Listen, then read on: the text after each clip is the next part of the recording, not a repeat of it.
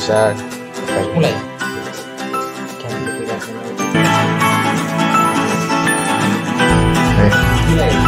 Bisa Mulai.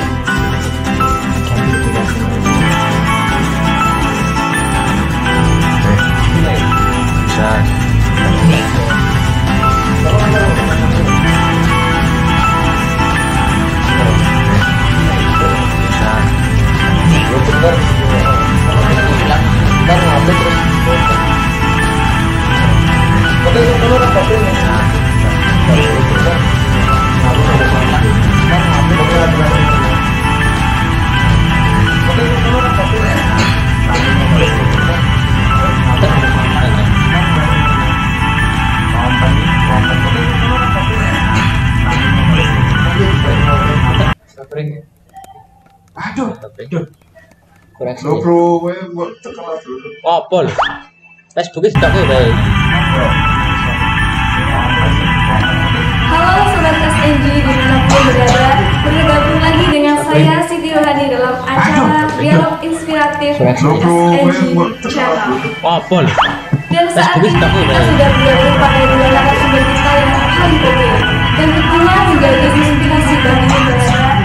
Yang pertama adalah Bapak Sandiaga Uno. Beliau adalah Kepala Sekolah SMK Channel. Apa lho? Selamat siang Bapak. Kita sudah bergabung pada dua narasumber kita yang sudah bergabung bersama tentunya menjadi inspirasi bagi kita. Yang pertama adalah yang kedua adalah Ibu Ika Lorenina. Beliau adalah CNN Channel. Apa lho? Halo, selamat siang Ibu. Selamat siang Mbak Siti. Saya GM untuk Blok Metal Mbak. Jadi saya sedang Mangahan dan saya Hotel Solo Baru. Metal saat kabar baik. Terima kasih sudah diundang di sini. Thank you. Selamat siang Mbak Siti. Saya GM untuk Blok Metal Mbak. Jadi saya sedang Mangahan dan Hotel Solo Baru. Metal saat kabar baik. Tidak hanya dekat dengan siswa, namun kepala sekolah ini dikenal juga dengan sikap disiplin Anda. Dan kita semua juga tahu budidaya sikap disiplin itu tidak mudah. Bapak, adakah yang mendapatkan atau bagaimana cara mengurus kepala sekolah ini? Dikenal juga dengan sikap disiplin Anda. Dan kita semua juga tahu budidaya sikap disiplin itu tidak mudah. Bapak, adakah yang mendapatkan atau bagaimana cara mengurus kepala sekolah ini? Menyambung yang disampaikan Mbak Siti, sebenarnya tidak ada nih kiat khusus atau cara khusus dalam kita meletakkan atau mengajarkan tentang disiplin diri kepada teman sejawat maupun kepada anak-anak. Yang kita dahulukan adalah keteladanan atau contoh. Artinya ketika kita mengharapkan orang lain disiplin, maka diri kita ya yang harus disiplin lebih dulu. Ketika kita mengharapkan teman guru, staf tata usaha maupun anak-anak itu disiplin, maka kitalah yang harus disiplin dulu. Contoh paling gampang ketika kita harus datang ke sekolah. Jam 7 sudah harus masuk. Nah, kita harus standby sebelum jam 7. Maka rata-rata kami hadir di sekolah kurang lebih jam 6.30, menyambut teman guru yang hadir, juga anak-anak di depan pintu gerbang. Nah, itulah yang kemudian mampu meletakkan dasar, oh ternyata Bapak Kepala Sekolah punya kedisiplinan. Beliau rumahnya jauh, bisa hadir tepat waktu. Artinya kita menyentuh rasa dan perasaan mereka sehingga mereka tumbuh kesadaran untuk memulai sikap disiplin di perilaku kerja maupun ketika belajar. Begitu Mbak. Jadi tidak ada kiat khusus atau strategi khusus untuk kita menerapkan disiplin, tapi lebih mengedepankan contoh dan keteladanan saja. Apakah sikap disiplin itu menjadi faktor pendorong bagi Bapak sehingga bisa berhasil sejauh ini? Sebenarnya kalau kita bicara tentang keberhasilan atau kesuksesan, bukan posisi sekarang ini yang kita raih. Jadi seperti jabatan kepala sekolah itu juga hampir sama dengan tugas-tugas yang lain seperti seorang guru dan sebenarnya kalau kita bicara tentang keberhasilan atau kesuksesan, saya lebih cenderung pada tugas dan tanggung jawab. Artinya bagaimana tugas dan tanggung jawab itu bisa kita laksanakan dengan baik bila mana perlu pada kualitas kesempurnaan tugas dan tanggung jawab. Sehingga akhirnya nanti kita akan selalu berusaha meraih pekerjaan yang baik, selalu berusaha meningkatkan standar kerja yang baik, sehingga pada akhirnya kita bisa bekerja secara perfect, secara sempurna. Nah, menuju ke sana memang kita membutuhkan satu dan beberapa hal yang harus kita lakukan. Di antaranya memang adalah disiplin. Kemudian yang kedua tentunya kerja keras. Kemudian yang berikutnya adalah tahan banting atau ulet. Karena yang jelas dengan kedisiplinan kita akan berusaha patuh pada norma dan aturan. Kemudian yang kedua dengan kerja keras kita tahu tidak gampang kita meraih target goal yang kita inginkan. Kemudian dengan pantang menyerah atau ulet atau tahan banting, kita sadar tidak semua yang kita raih itu mudah. Pasti banyak kesulitan. Disitulah kita harus berusaha untuk bangun lagi. Orang yang sukses bukan orang yang langsung berhasil, tapi orang yang sukses itu adalah mereka yang ketika jatuh, dia sanggup untuk berdiri kembali, kemudian berjalan lagi, menapaki target-target berikutnya. Kita beralih ke Ibu Ika ya. Bu, gimana sih pendapat Ibu tentang sikap disiplin itu? Ya, kalau disiplin itu kan lebih kepada komitmen pribadi bagaimana untuk selalu melakukan segala hal sesuai dengan jadwal ya, terschedule, kemudian juga menepati apa yang di aktivitas yang diharuskan ya. Misalnya kalau misalnya di lapangan kerja ya berarti misalnya disiplin itu kan datangnya tepat waktu, atau kalau bisa juga sebelum jam kerjanya sudah datang gitu. Kemudian disiplin dalam juga berpakaian, dalam grooming juga, dalam melakukan protokol, SOP dan sebagainya. Jadi lebih kepada itu ya. Itu sih menurut saya dalam klasifikasi disiplin dalam pekerjaan seperti itu. Jadi seseorang yang dikatakan disiplin kalau dalam KPI atau Key Performance Index atau penilaian perusahaan terhadap karyawan itu lebih kepada ketika seseorang itu selalu datang tepat waktu, kalau bisa sebelum pekerjaan mulai dia sudah datang. Kemudian juga dari sisi bagaimana cara dia berpakaian selalu sesuai dengan standarisasi grooming yang ada. Kemudian dari sisi pekerjaan juga dia selalu menyelesaikan semuanya secara tepat, tidak menunda-nunda pekerjaan. Nah, itu terlepas dari bagaimana nanti hasilnya. Tapi yang penting dari sisi proses sih, kalau disiplin lebih ke melihat prosesnya. Bagaimana dia melakukan aktivitas dalam pekerjaan. Belum ke result, belum ke hasilnya. Seperti itu. Hal yang sulit untuk budaya disiplin itu seperti apa, Bu? Dan gimana cara kita untuk mengatasinya?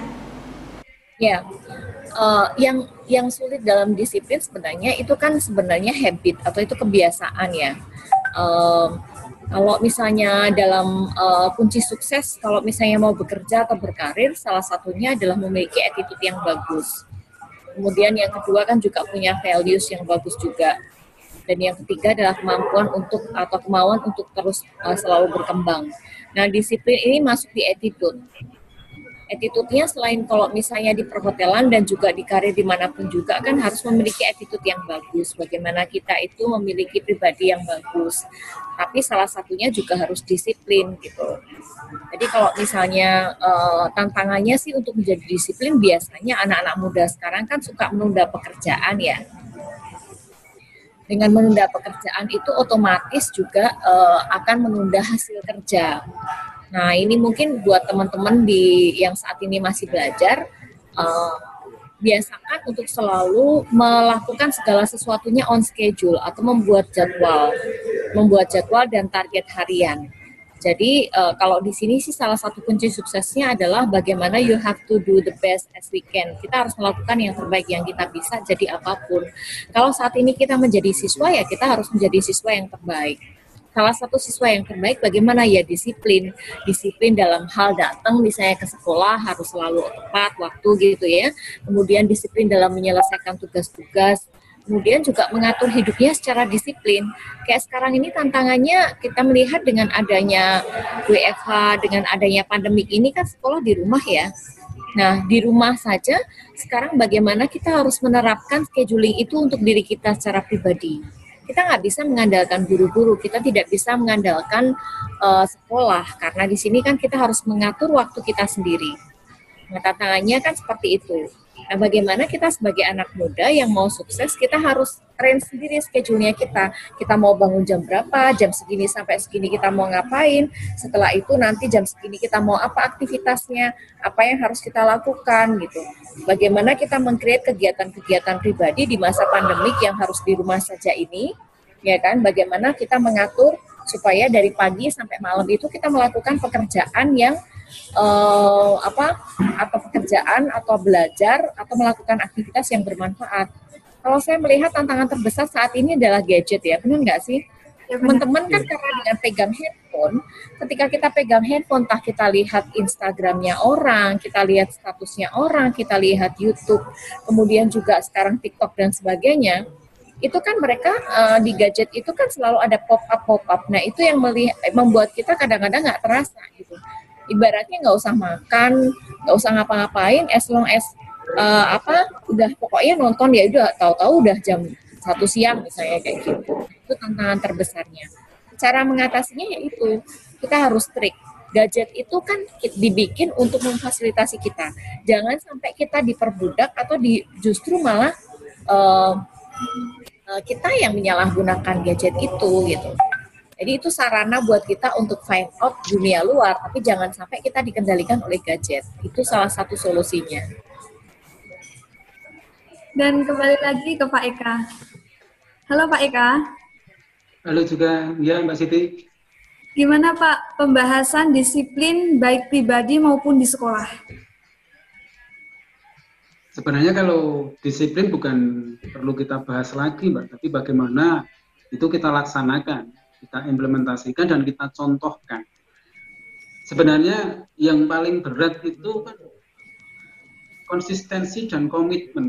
Jadi ketika kita melatihkan kedisiplinan, kita menetapkan standar diri kita, tapi bagaimana kemudian konsistensi diri kita dan komitmen diri kita untuk selalu disiplin di setiap waktu, seperti tadi disampaikan Mbak Eka dengan penjadwalan, kemudian di setiap tempat, di setiap kesempatan. Itu yang harus kita lakukan. Nah, terkadang konsistensi dan komitmen ini didukung oleh lingkungan atau tidak. Maka, seperti tadi disampaikan juga Mbak Eka, work habit-nya seperti apa? Lingkungan kerjanya bagaimana? Ketika kita hadir di sebuah lingkungan yang work habit-nya bagus, disiplinnya bagus, kita secara otomatis akan belajar dan pelan-pelan tentu akan menjadi pribadi yang disiplin. Tapi ketika kita hadir di tengah suasana lingkungan kerja yang istilahnya sak-sai, kita akan kembali menjadi personal yang sak-sai itu pula. Maka sebenarnya disiplin ini adalah bagaimana kita menetapkan standar diri kita, kemudian kita punya konsistensi dan komitmen diri, sehingga dimanapun kita berada, dalam kesempatan apapun, kita harus selalu disiplin. Karena yang jelas, kita harus punya target. Target itulah yang kemudian nanti memotivasi kita untuk selalu disiplin dengan konsisten dan komitmen, Mbak. Oke, di sini saya ingin sedikit bertanya kepada Bu Ika. Bu, semisal apabila pekerja Ibu di hotel itu ada yang tidak disiplin. Nah, di situ gimana caranya menegur pekerja itu agar dia bisa berlatih disiplin pada diri sendiri? Ya, selama ini ada beberapa karyawan ya, karena kan saya biasanya berhubungan dengan departemen head, jadi mereka yang biasanya report. Tapi ada beberapa yang karyawan yang case kayak misalnya datangnya selalu terlambat, kayak gitu itu kan itu tidak hanya jelek buat dia sendiri, tapi itu sudah mengganggu yang namanya ritme kerja atau suasana kerja kan. Jadi hal seperti itu harus segera diatasi. Itu terjadi di semua perusahaan pun pasti juga ada seperti itu. Nah, ketika seperti itu kan itu membuat environment kerja jadi tidak bagus. Teman-teman yang lain juga melihat kok ini kok datangnya telat kan jadi nggak nyaman gitu. Misalnya pagi-pagi harusnya udah briefing ternyata datangnya telat kayak gitu. Nah, kayak gitu sih yang kita lakukan, yang selalu kita lakukan, saya selalu menyarankan ke HR ya, ke Human Resource dan juga ke departemen head masing-masing. Seperti itu yang kalau zaman dulu kan pakainya reward and punishment ya. Kalau misalnya dia berprestasi ya udah dikasih reward gitu. Kalau misalnya ini kan ada punishment dalam bentuk hukuman atau kemudian reprimand dan sebagainya. Nah, yang kita lakukan saat ini memang manajemen yang saya lakukan untuk saat ini kita lakukan dengan cara coaching and counseling. Yang kita lakukan ketika ada seperti itu kita kasih teguran, tapi tegurannya kita panggil, kita coba tanya gitu seperti itu kan dari HRD dulu biasanya. Jadi ditanya, kok kenapa, kok seperti itu, apakah mau, kalau misalnya seperti itu kan mengganggu begini dan sebagainya kan. Kita coba find out masalahnya dia seperti apa, kok bisa kayak gitu. Secara halus seperti itu, yang pertama. Terus kemudian kalau dia melakukan hal yang sama lagi, kita panggil lagi, kita coaching lagi, seperti itu yang kita lakukan. Nah, kalau sudah berkali-kali kita coaching, ternyata nggak bisa, ya sudah, kita kasih yang namanya peringatan gitu. Peringatan pertama adalah mungkin peringatan secara tertulis sebelum reprimand. Kita minta dia untuk membuat surat pernyataan bahwa mulai besok dia akan bekerja lebih bagus lagi dalam hal disiplin. Kemudian misalnya berkali-kali dia pakai secara tertulis dia ternyata melanggar hal itu, ya kita kasih reprimand 1, reprimand 2, reprimand 3, ya sudah, kan nggak bisa ibaratnya nggak bisa dibina ya. Kalau kita di dunia kerja, for your information guys, untuk semua teman-teman yang di sekolah ya, makanya perlu attitude itu nomor 1. Kalau misalnya kalian bagus, kalian baik, ibaratnya tuh kalian bisa attitude-nya bagus itu kita bisa pertahankan, kita bisa bina. Tapi kalau misalnya nggak bisa dibina ya sudah gitu, dibinasakan aja gitu kan ya Pak Eka ya. Itu nggak sih. Ini sharing kalau kita di dunia kerja, karena you have to know gitu. Kalian harus tahu ya, realita di dunia industri pekerjaan gimana. Di luar sana itu banyak sekali yang mau masuk loh di institusi kita misalnya. Karena kalau kalian sudah mendapatkan kesempatan untuk bekerja di kita, ternyata kalian tidak memanfaatkan ini dengan baik, tidak disiplin, tidak bekerja dengan benar dan sebagainya, ya sudah, pilihannya take it or leave it kan gitu. Seperti itu sih. Ibu Ika, kalau Ibu melihat lulusan SMK sekarang, apakah itu sudah standar siap kerja? Ya, for sure ya. Saya jujur, kemarin juga ketika saya ada di webinar, karena saya ada beberapa webinar untuk IHGMA, Indonesia Hotel GM Association, karena saya kebetulan adalah DPD Jawa Tengah untuk Sekjen. Kita kan mengadakan beberapa webinar. Salah satu pertanyaannya adalah apakah lulusan SMK itu siap kerja dan bisa bersaing dengan lulusan S1 atau D1 gitu ya, pertanyaannya. For sure, saya share ke teman-teman ya, untuk saat ini, kalau kita di dunia hospitality industry dan juga bisa dikatakan hampir di semuanya, yang kita cari adalah yang pertama itu adalah attitude yang bagus.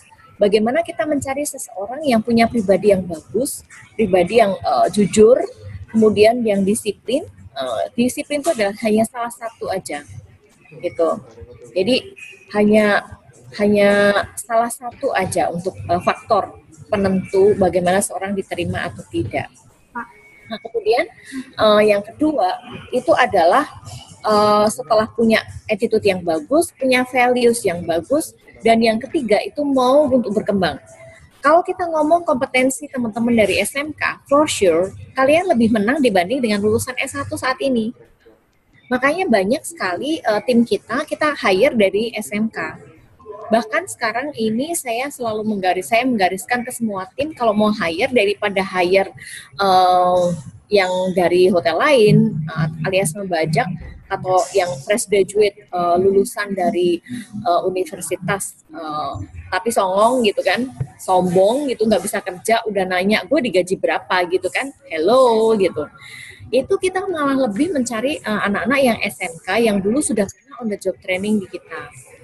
Dari Vef Solo sendiri, saya memiliki kebijakan seperti itu. Yang paling penting adalah kalau teman-teman SMK lebih kompeten, lebih punya attitude yang bagus, punya performance yang bagus, dan punya semangat untuk belajar yang tinggi, itu better dan lulusan D1 atau D3 atau S1 yang tidak memiliki kemampuan, tapi punya attitude yang less. Gitu. Dan malas untuk berkembang, itu udah jadi prioritas terakhir untuk kita. Dan juga yang teman-teman harus catat juga, selain itu makanya kalau kita di sini concern dengan attitude, you have to prepare atau kalian harus melihat juga track record sosial media kalian. Karena saat ini decision making untuk karyawan yang diterima itu ada di saya. Setelah saya terima, pertama kan pasti ke HRD dulu, HRD di interview, kemudian ke user, ke head of department masing-masing. Kemudian setelah itu ke asisten saya, EAM, baru terakhir ke saya. Kalau misalnya itu sudah bagus, terakhir mereka akan lihat track recordnya sosial media kalian. Dilihat di IG-nya, dilihat di Facebook-nya, di Twitter-nya. Di situ ada nggak hal-hal yang negatif. Nah itu kalau misalnya ada yang negatif, itu pasti akan jadi pertimbangan buat kita. Gitu. Jadi tetap harus semangat teman-teman SMK. Karena SMK bisa, gitu kan. Untuk Pak Eka terakhir, Pak Eka halo. Ya, halo Mbak Siti. Upaya apa yang dilakukan SMK untuk memenuhi standar kerja? Ya, seperti tadi sampaikan Mbak Ika kan sekarang standar utama yang memang benar-benar dibutuhkan industri kan attitude, sikap, perilaku, karakter. Yes. Nah, di situ kemudian itu yang coba kita jabarkan menjadi salah satu poin pembelajaran yang ada di SMK Negeri Jenaka. Di antaranya untuk anak-anak sekarang kita programkan dengan pendidikan ketarungan berbasis pada pembelajaran tentang disiplin dan mentalitas. Nah, salah satunya bagaimana mengajarkan anak selalu disiplin dari berangkat sampai pulang. Semua kita atur, semua kita arahkan, semua kita contohkan. Kemudian bagaimana anak punya mental sehingga ketika harus berhadapan dengan customer ataupun dengan orang lain, bagaimana dia harus bersikap, itu juga kita contoh. Kita berharap dengan pendidikan ketarunan ini benar-benar mampu membentuk lulusan SMK Negeri Jenaki benar-benar punya kualitas yang unggul, kualitas yang benar-benar memenuhi standar industri sebagaimana tadi disampaikan Mbak Ika. Di sisi lain kepada teman-teman guru, dengan anak-anak sudah kita programkan dengan pendidikan ketarunaan, mereka kemudian belajar tentang artinya disiplin, maka tentu saja kita harus menggerakkan kepada seluruh teman-teman guru dan staf tata usaha bagaimana bisa menjadi teladan. Dan ketika kita mau menggerakkan teman-teman itu, maka secara personality saya sendiri harus bisa menjadikan contoh untuk beliau-beliaunya itu. Sehingga secara urut saya memberikan contoh kepada teman-teman kemudian mengimplementasikan yang kemudian didukung dengan program pendidikan ketarunaan untuk anak-anak. Kemudian satu lagi program yang coba kita kembangkan adalah program Pintar Bersama Daihatsu, di mana ini salah satu poinnya adalah membangun work habit di sekolah. Jadi bagaimana tata dan mekanisme kerja di industri itu kita bawa ke sekolah, mulai dari masuk ke ruang kelas, belajar sampai dia harus pulang, itu sudah seperti apa kita akan mulai di bulan ini. 3 hari kemarin kita sudah workshop dengan PBD tentang hard skill dan soft skill. Di industri itu tuntutannya seperti apa. Nah, workshop ini diikuti oleh guru, karyawan, dan perwakilan siswa yang nantinya akan menjadi pionir bagaimana membangun work habit atau budaya kerja di sekolah. Sehingga benar-benar kita harapkan lulusan SMK Negeri Jenawi itu punya karakter yang kuat, yang benar-benar memenuhi standar minimal yang dibutuhkan oleh industri. Ngaten, Mbak Ika. Oke, Bu Ika, yang terakhir, Bu, harapan dan pesannya untuk SMK Negeri Jinawi biar semangat atau biar kita menjadi siap kerja. Harapannya Ya, atau pesan-pesannya. ya. Kalau beberapa bisa kita rangkum ya. Kalau untuk teman-teman SMK, kalau misalnya mau sukses ya, atau pengen sukses, pasti semuanya pengen sukses kan. Ini yang pertama yang tadi disampaikan sama Pak Eka adalah memiliki karakter, berkarakter kan gitu. Nah di situ di dalam karakter itu ada harus punya performance yang bagus, penampilan harus bagus.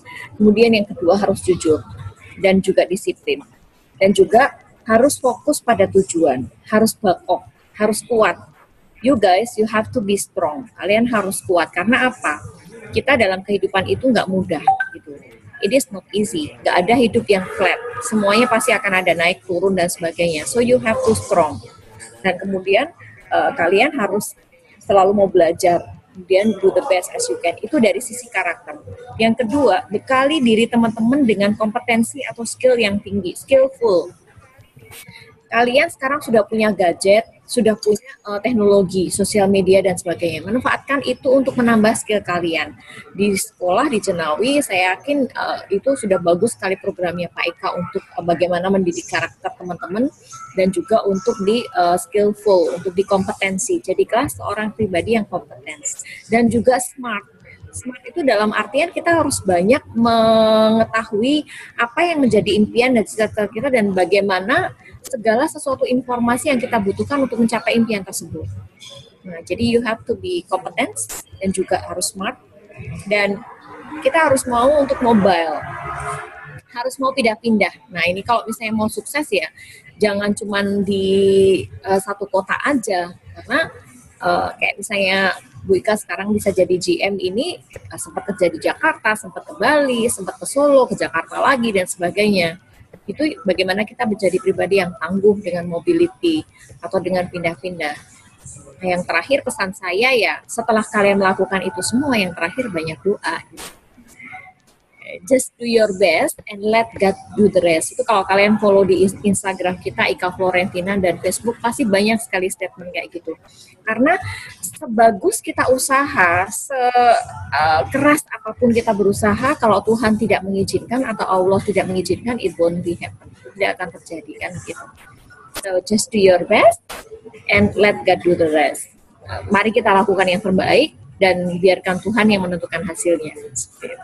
Oke, terima kasih kepada Ibu Florentina dan Bapak Sri Eka Lalana. Dan demikian tadi dialog singkat kita hari ini. Semoga dialog inspiratif kali ini bisa menjadi inspirasi bersama untuk meraih cita-cita dan masa depan yang lebih baik.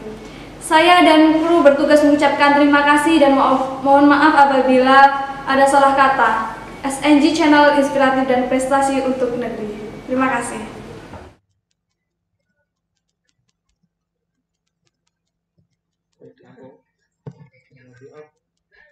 Aduh, ngeklik putri.